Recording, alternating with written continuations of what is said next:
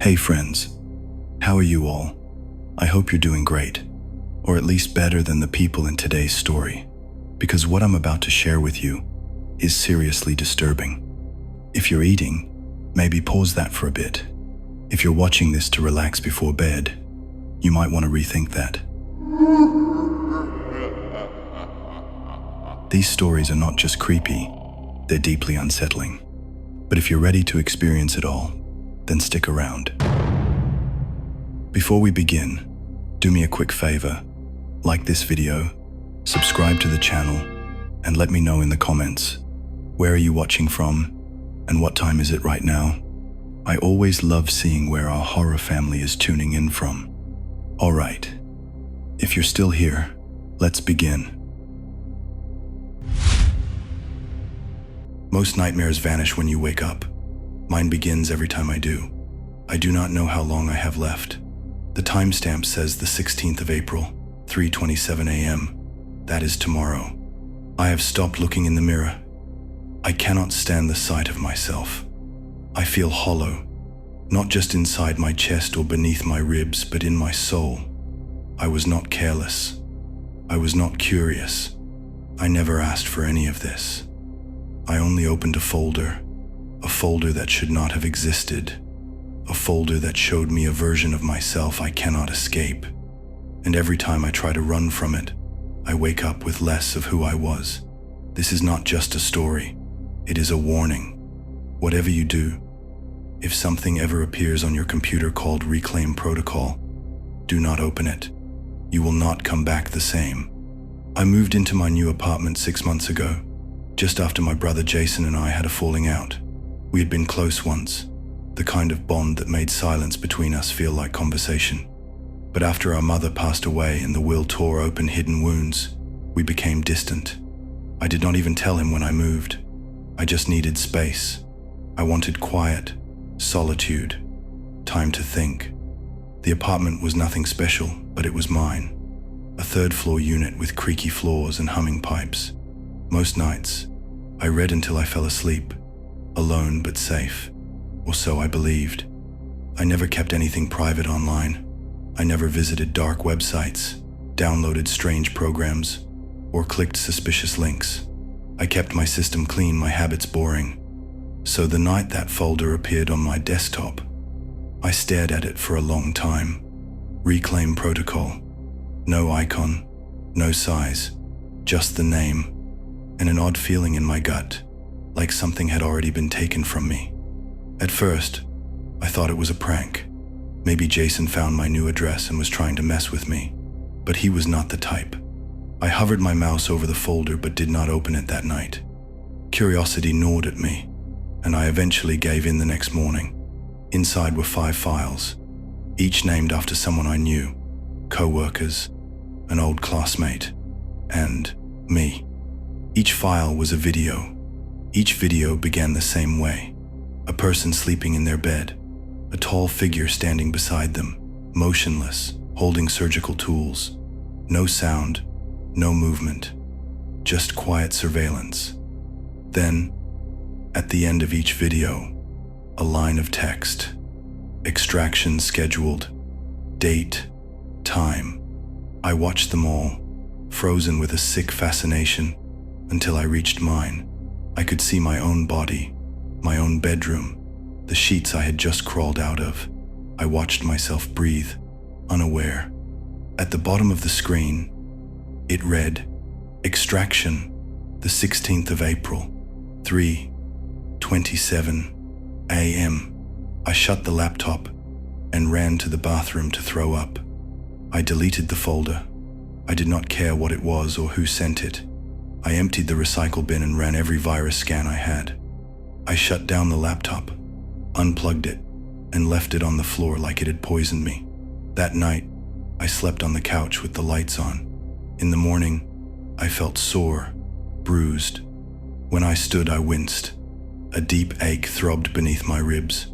I lifted my shirt and noticed a lineno, a scar, faint, clean, like it had healed overnight. My mind tried to rationalize it.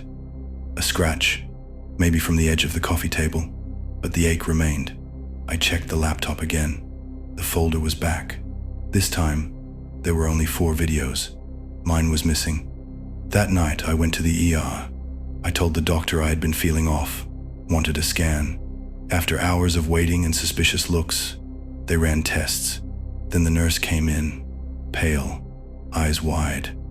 She whispered to the doctor. The doctor stared at me and asked if I had ever had surgery before. I said no. He said my left kidney was gone. I filed a police report. They looked at me like I was insane. No signs of forced entry, no surgical tools, no evidence, just an unexplained scar and an absent organ. I tried to contact Jason, but his number was disconnected. His social media had gone dark. I searched his name and found a missing person report filed 2 weeks ago. I checked the folder again. His name was there now. I watched the video in horror. He was sleeping. The figure stood beside him. Extraction, the 12th of April, 2:13 a.m. That was 3 days ago. I drove to the address on his report. The landlord said the police had found him in his bed, unresponsive. No signs of struggle, nothing stolen. I asked for more details. He said the body was missing some organs but had no external wounds. He whispered it like he should not have known. I went home and stared at the folder, afraid to open it. I thought if I left it alone, it would go away. But the next morning, I woke with another scar. My stomach burned, and when I checked the mirror, my skin sagged unnaturally on one side.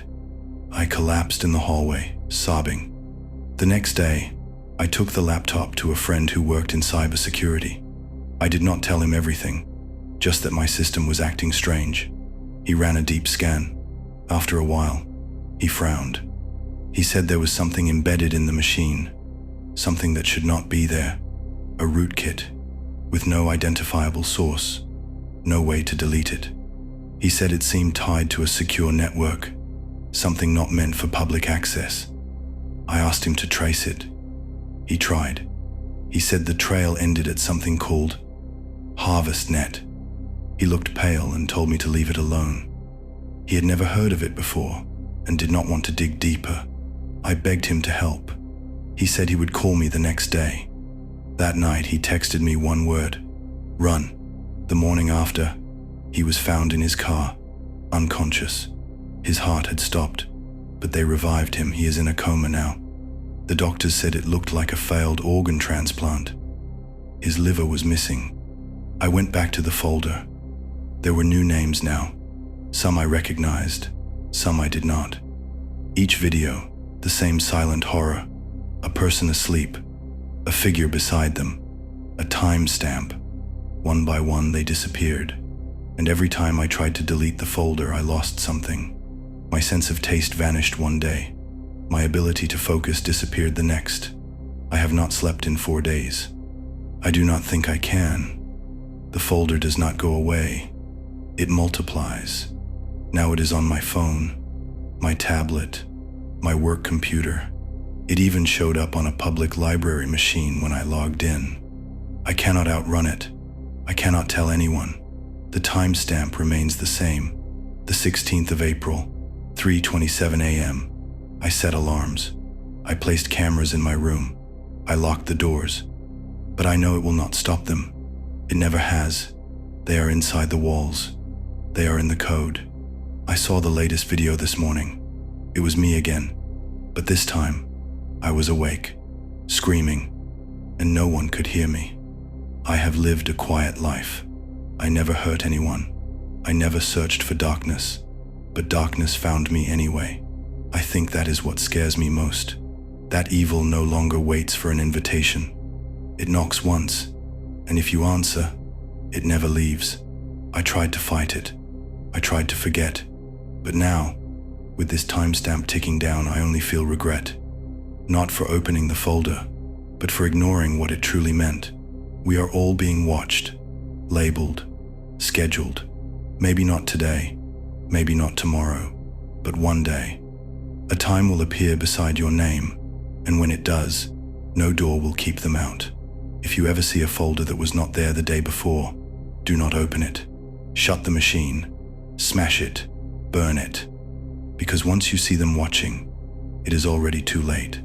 I hope someone finds this after I am gone. I hope it helps.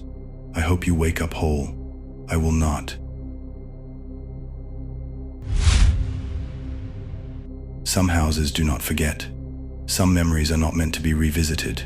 If you find a folder on your desktop labeled Family Memories, and you know you never created it, do not open it.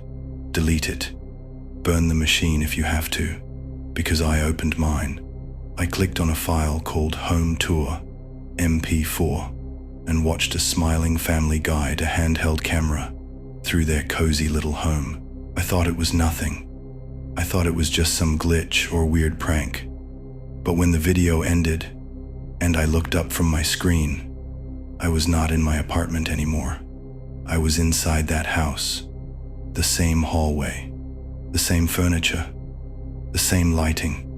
I thought maybe I was dreaming, but that was days ago, or maybe weeks, or maybe longer. Time does not work here. The only thing that keeps changing is the video. It updates. Every time I move, every time I breathe. It started the night I came home from work, exhausted and numb from the usual chaos. I had no family to call, no real friends to text. I mostly drifted from job to job, one browser tab to another, filling my evenings with whatever mindless content I could find. I lived alone in a one-bedroom apartment downtown. Not fancy, not filthy, just quiet. I was halfway through dinner, scrolling through random folders I did not remember downloading, when I saw it. A clean white folder on my desktop. No icon, just the name, Family Memories. I thought maybe I had pulled something from an old flash drive, or maybe it was left over from a cloud backup. I clicked it out of boredom, expecting vacation photos or corrupted files. Instead, there was a single video titled Home Tour, MP4. I clicked play, and a family of 3 appeared on screen. A mother, a father, and a young girl. They smiled at the camera, waved, and began walking through their house, pointing out their favorite spots. It felt oddly personal, like they were talking directly to me. I laughed it off, thinking it was a viral video or some immersive ad, but it had no views, no metadata, no source. I watched the video 3 more times that night. Something about it unsettled me, but I could not stop. The girl reminded me of my niece, who died in a fire when I was a teenager. The parents looked a little like mine, if they had lived longer. I started noticing details in the background that should not have been there. My favorite coffee mug on their kitchen shelf. A book I had lost months ago resting on their nightstand. My own handwriting on a sticky note by the fridge. It felt less like I was watching their house, and more like I was seeing pieces of mine woven into theirs. I became obsessed. I downloaded the file, played it frame by frame, adjusted the contrast, searched for edits. There were none. It was clean, real. I began leaving the video running while I slept, hoping for something new. And one night, it did change. The father, halfway down the hallway, turned to the camera and said my name, my full name. Then he smiled and said, "Come see it for yourself." I woke up gasping, but I was no longer in my bed. The wallpaper was the first thing I noticed. The same floral print I had seen in the video. The hardwood floor creaked, the same way it had when the mother walked past the living room. I rushed to the window, but all I saw was static, a white, buzzing fog. I opened the front door, and it led me back into the hallway. I opened the kitchen door, and it led me into the same kitchen again. The house had no exit. I pulled out my phone, but there was no signal, no apps, just one video file named Now Playing. I tapped it. It showed me from behind. I turned quickly, but no one was there. I turned back to the screen, and my own face stared at me, confused and scared just as I was. I ran through the rooms, screaming, trying to break windows, to punch through walls, but nothing budged. The house absorbed sound. It swallowed screams.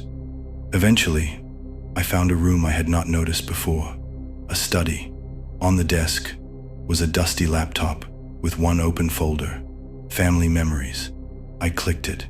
Inside were dozens of video files, each labeled with different names, each showing someone waking up in this house, exploring, panicking, breaking down. And at the end of each series, the final clip was always titled, Release, MP4. At first I did nothing. I stopped moving. I sat on the couch and stared at the blank television for what felt like days. I tried sleeping, but the lights never dimmed. I tried starving myself, but I never felt hunger. The house wanted me awake, present, watching. I thought maybe someone would find me. Maybe I had gone into a coma, and this was some twisted hallucination. I wrote notes and pushed them under the door. I marked the walls with scratches to see if they would remain. They did. But then they began to shift, warping into smiling faces, like the walls were mocking me. I screamed until my voice broke. I begged for help. I tried smashing the television, but when I looked away and back again, it was untouched. I heard whispers in the hallway at night, but they stopped when I opened the door. I saw shadows crawl across the carpet and vanish before I could face them.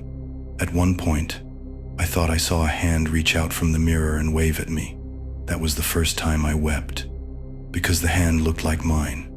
Eventually, I gave up and clicked Release, MP4. I had to know. The video began with static, then slowly faded into a dimly lit room. My body was tied to a wooden chair. My face was mutilated, eyes torn open, lips stretched into an impossible grin. The skin was peeled in neat lines down my cheeks. I was smiling and bleeding, and then I spoke. My corpse looked directly into the camera and said, "You are part of the memory now." The screen glitched. For a brief moment, I could see all the others. Dozens of people, all in the same house, all frozen in video files. Some were crying, some were laughing. All of them looked like they had been there for years. And then the screen turned black. I looked around. The house had changed. It was darker now, the furniture older. My face in the mirror was still mine, but behind my eyes, something else stared back. I felt it, a presence growing inside my mind like rot. I tried to scream, but my mouth would not move. I do not know how much of me is still left. I remember who I was, but the longer I stay here, the more I forget what it felt like to be real. I think that is the point. The house feeds on memory, on identity, on fear. It records, loops, and traps. If you find a file called Home Tour, MP4, do not open it, no matter how curious you are, no matter how real it looks. Because it is not a video, it is a doorway, and once you step inside, there is no coming back. I am not telling you this to scare you. I am telling you because you might be next. Because I can feel someone watching this right now. And the file is already on your desktop. I see you. Welcome to the family.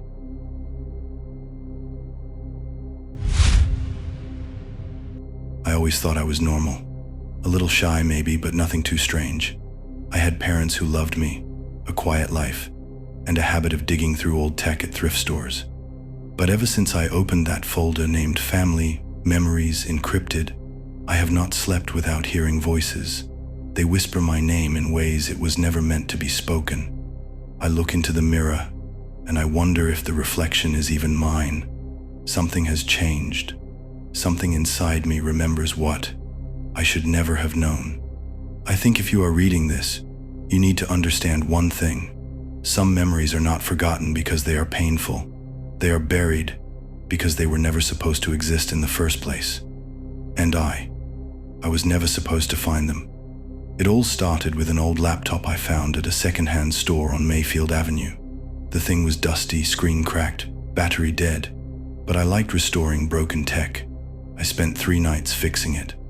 When it finally booted up, the desktop was completely blank, except for one folder on the C drive. Family Memories Encrypted. I clicked on it. It asked for a passcode. Normally I would have dropped it right there, but something felt personal about it. Familiar. I tried my birthday. Nothing.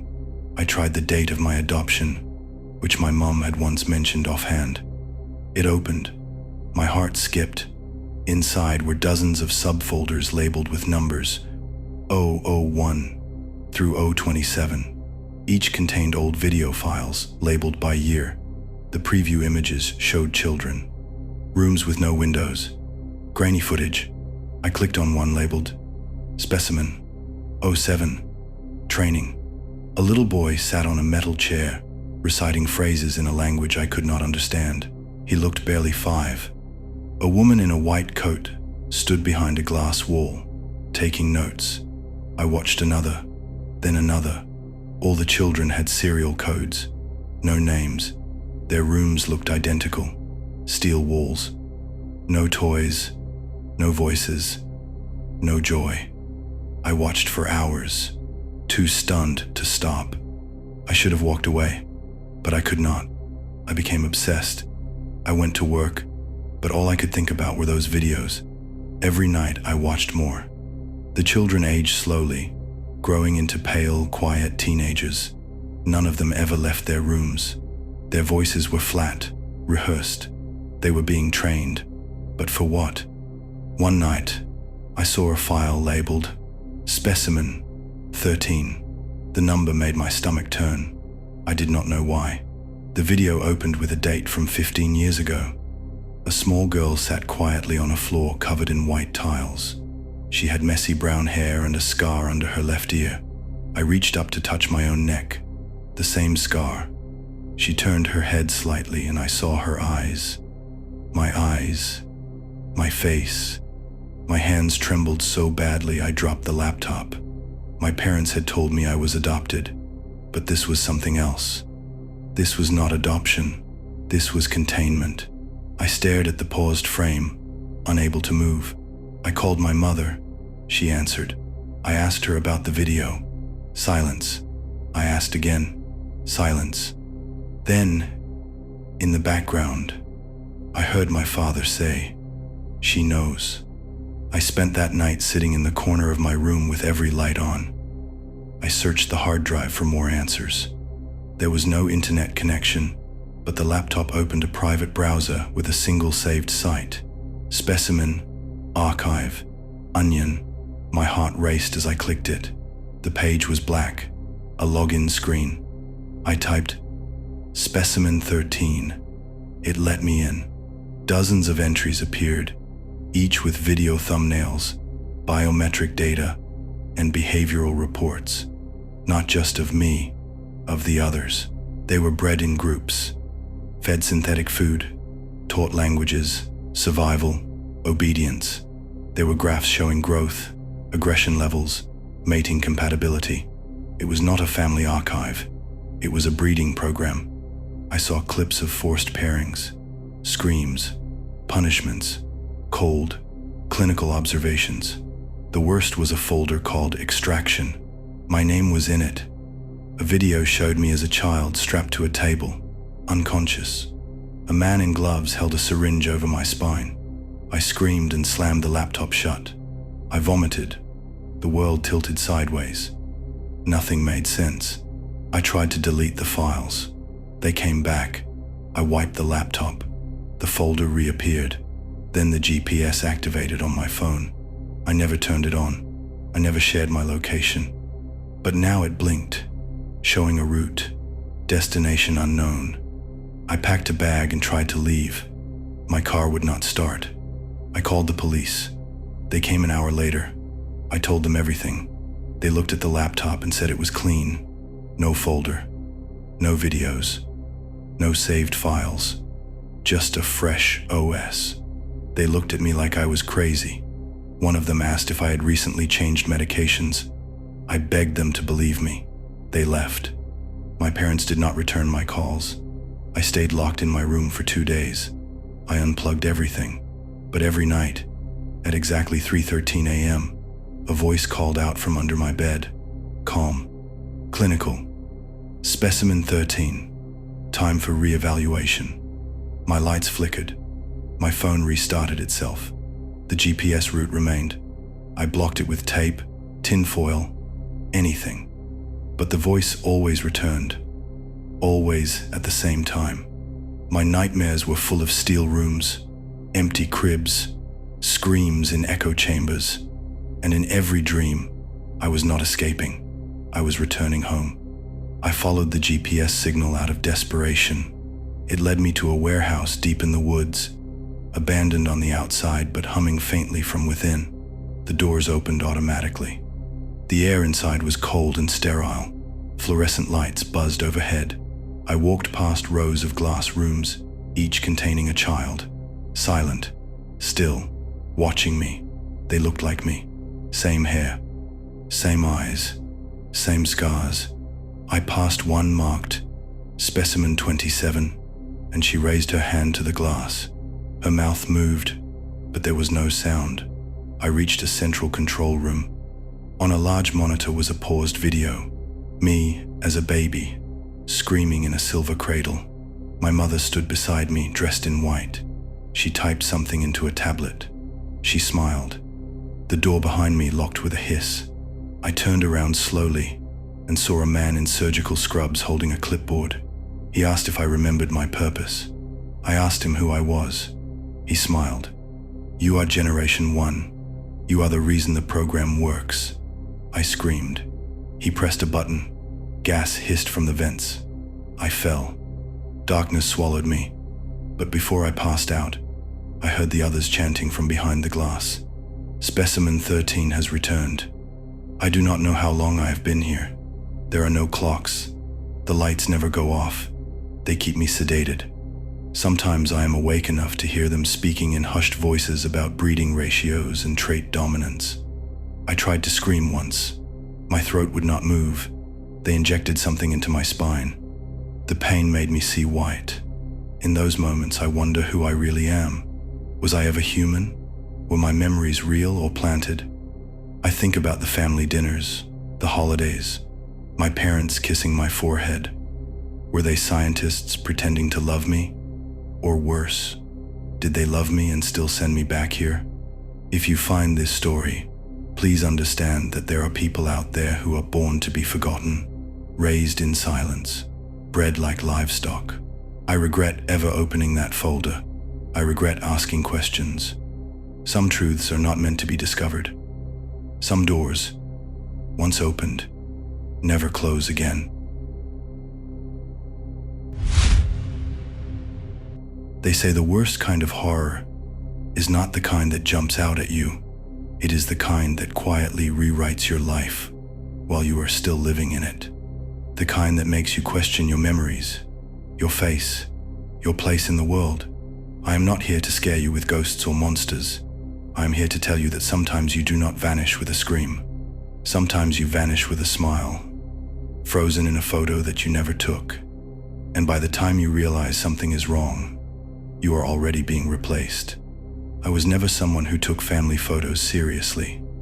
I barely visited my parents, and most of my memories with them were either awkward birthday dinners or half-hearted holiday calls. But when my father passed away last fall, I felt something gnawing at me, a hollowness.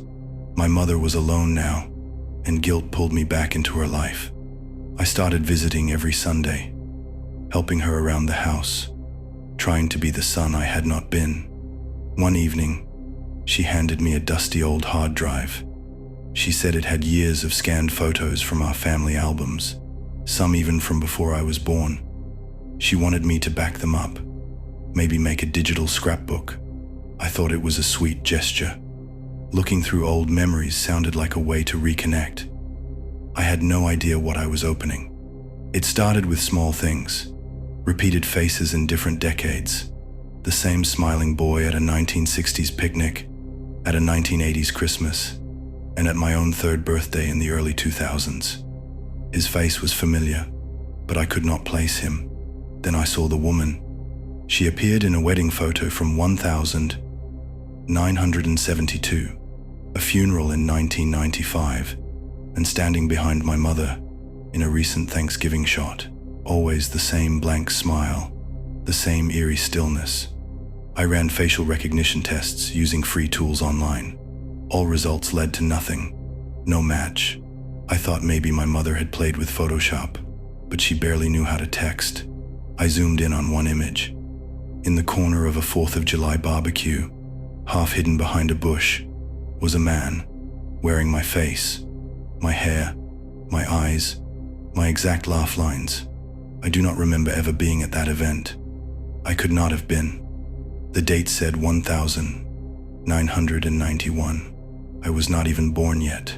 My stomach twisted. I did not sleep that night. Obsession took over. I went through every file. There were thousands, all over the world, spanning decades, and every single one had a few of the same faces, copy-pasted into history. Always cheerful, always in the background, watching. I scoured forums, image boards, conspiracy threads. Someone mentioned a site on the dark web called the Keepsake Project. No links, no screenshots, just a whisper. I dug deeper using Tor. After days of dead ends, I finally found an invite-only portal asking one question. Are you ready to remember? I clicked yes. A gallery loaded. Each folder was named after a location and a year. I searched my hometown, found hundreds of photos, neighborhood parties, school events, local sports. Every image had them. The same people, blending in. Then I saw it. A new folder. My full name. It opened to a single photo. A group shot outside a bakery. I was standing in the back, smiling. The metadata said it was taken yesterday, but I had been at work all day. I did not own those clothes. I stared at my face, frozen in that image. I was not alone in this anymore. For the next 3 days, I barely left my apartment. I messaged my mother, told her not to worry, just needed space. The more I thought about the photo, the more something inside me unraveled. What if these things were not editing themselves into our lives? What if they were erasing us, taking our faces, our memories, our place in time? I went to the local police, showed them the images. They smiled, said there was nothing criminal about old photos. I even brought my boss over, asked him to verify I had been at work the day the bakery photo was taken. He looked confused, said I had called in sick, said he saw me outside the building that day, waving, said I had smiled at him. I had no memory of it. That night, I removed all the mirrors in my apartment. Something about my reflection began to feel off. I was not sure anymore if I was the one blinking. It happened around 3:12 a.m. I remember the exact time because I had been staring at the microwave clock, too afraid to sleep. A soft knock. I froze. It was not loud, just patient. I checked the peephole. There I was, standing outside my door. Same face, same clothes I had worn the day before. I could not see his eyes clearly, just the shape of his smile. I opened the door slowly, trembling. He looked at me for a moment, then said, "You are in my spot." I slammed the door shut, but he did not pound or scream. He just kept knocking. I called 911. They arrived 20 minutes later. No one was outside. The hallway was empty, but the responding officer glanced at me strangely, like something was wrong. Later, I checked the apartment complex security footage. My file had been corrupted. They showed me a still frame, a man standing at my door. His face was blurred beyond recognition, but his hands were identical to mine. I checked the photo again from the website. It had updated. Now I was no longer smiling. I was looking at the camera, confused, and behind me stood him, with his hand on my shoulder. I deleted everything, burned the hard drive, smashed my laptop, changed my number, moved across the state, but I still do not feel right. I look at childhood pictures and do not recognize my own smile. My mother called last week, asked why I missed dinner. I told her I never planned anything. She swore I had. She said I had brought wine, played her favorite record. I never did. Then she sent a picture. Me, sitting in her living room, laughing. I never wore that shirt in my life.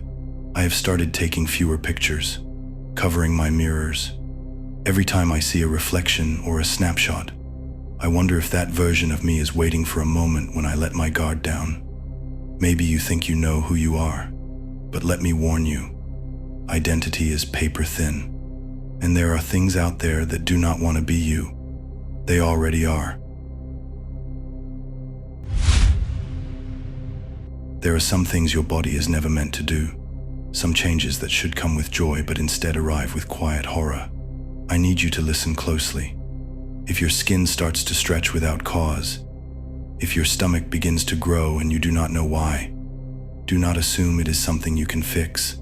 Do not go to the doctor. Do not tell your friends.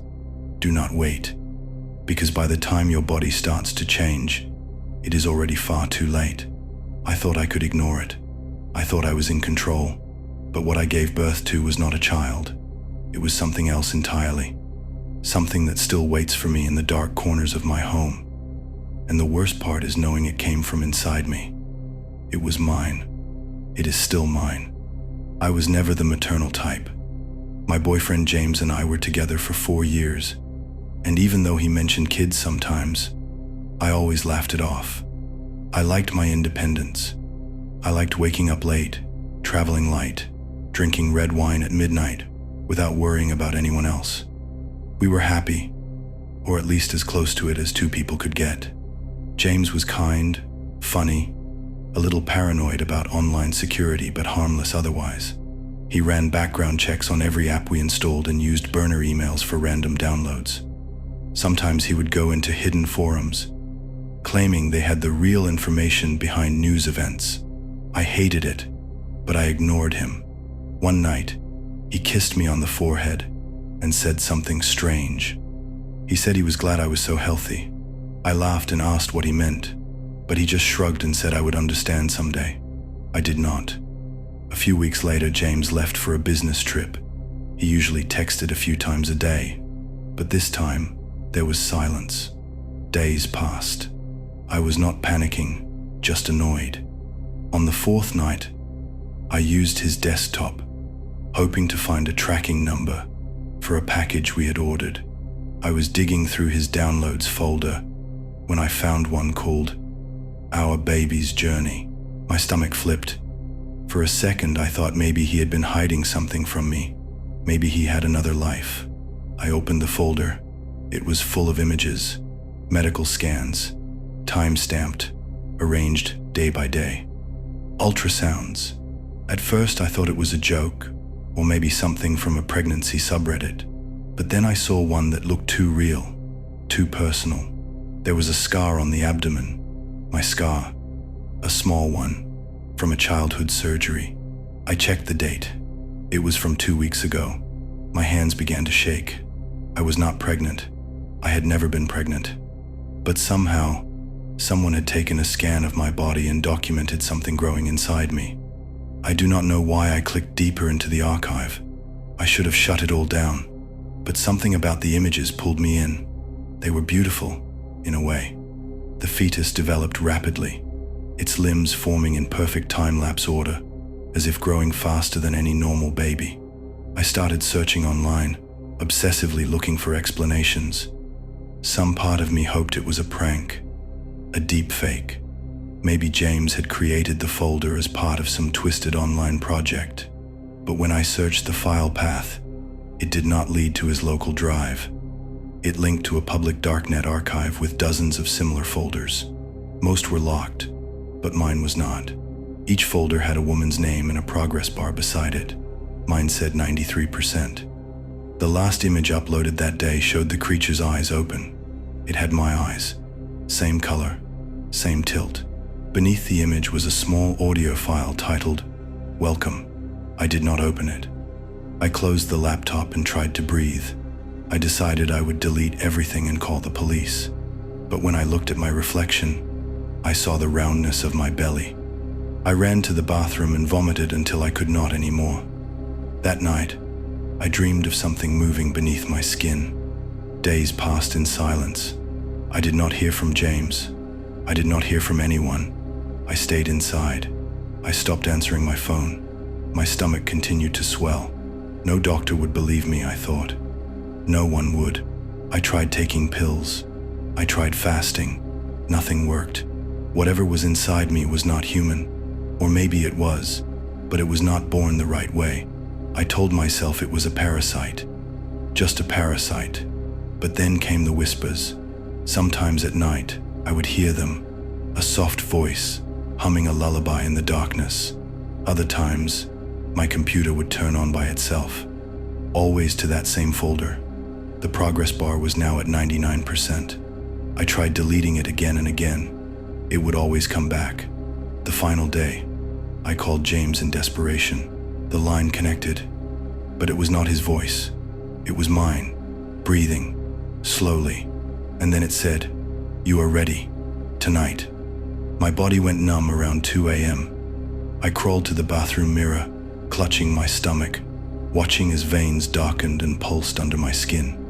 My face was pale, my eyes glassy. I fell forward, landed on the floor, and began to convulse. My throat seized up. I tried to scream, but nothing came out. Then I felt it, rising. A movement inside my esophagus, thick and unnatural. My jaw opened on its own, wider than I thought possible. The pain was unbearable. I tasted metal, then something cold, wet. A long finger reached out past my lips, clawing at the tile. My whole body shook as it crawled upward, inch by inch, dragging itself out of me. It had my eyes, my skin tone, even a small freckle on its right shoulder that matched mine. Its body was twisted, limbs too long, spine curved like it had grown in a cage. It smiled. Then it placed a single finger on my lips and whispered one word without sound. "Mother." When I woke up, I was alone. There was blood on the floor, and the computer screen was still glowing. A new folder had appeared. Next host. I clicked it. A photo of my coworker Lucy filled the screen. She was smiling at a birthday party last week. The caption below said, "Pass it on. I should have burned the house down. I should have destroyed every file and vanished. But I did not. I sent Lucy a message, just a link, told myself it was a joke, a prank, nothing more. But the next morning, I saw her in the office bathroom, hunched over the sink, her face pale, her hand resting gently on a stomach that had not been swollen yesterday. She smiled at me and asked if I believed in miracles. I said nothing. I walked out and never looked back. If you find something that feels wrong, that feels too personal, leave it alone. Some journeys are not meant to be witnessed. Some children are not meant to be born. I am not a mother. I never wanted to be. But now I am something else. A carrier, a gateway. And when it comes time, you will be too.